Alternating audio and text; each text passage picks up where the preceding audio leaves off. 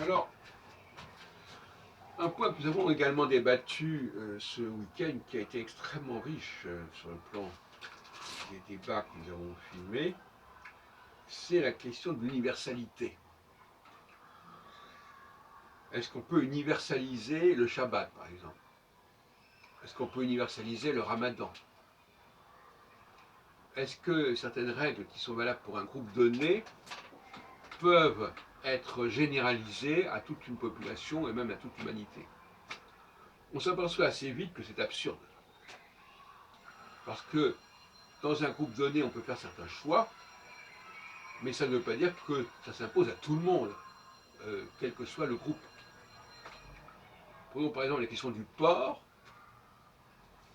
Est-ce que l'humanité doit renoncer au porc? On retombe dans le principe kantien, justement, mais qui est un peu compliqué, de l'universalité de l'impératif catégorique. On ne peut pas renoncer à quelque chose parce qu'on ne peut pas le généraliser. On ne peut pas dire n'importe quoi. Là, on ne peut pas suivre Kant.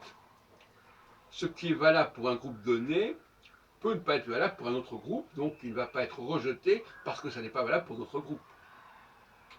Le Shabbat, par exemple, serait rejeté par Kant parce qu'on ne peut pas l'universaliser. On peut quand même considérer que tel groupe a le droit d'avoir certains principes de vie qui ne sont pas forcément ceux des autres groupes. Le Ramadan, qui a été dit, c'est pareil. On ne va pas dire que tout le monde doit respecter au même moment le Ramadan. Donc on voit bien qu'il y a une complémentarité nécessaire, que de la même façon, tout le monde ne peut pas être le peuple élu. C'est aussi cette idée de généraliser. Nous sommes tous le peuple élu. Bon, Dieu nous aime tous. Voilà, ça. Tout ça, ce sont des propos qui sont assez décalés et à mon avis obsolètes. Même pour les 10 commandements.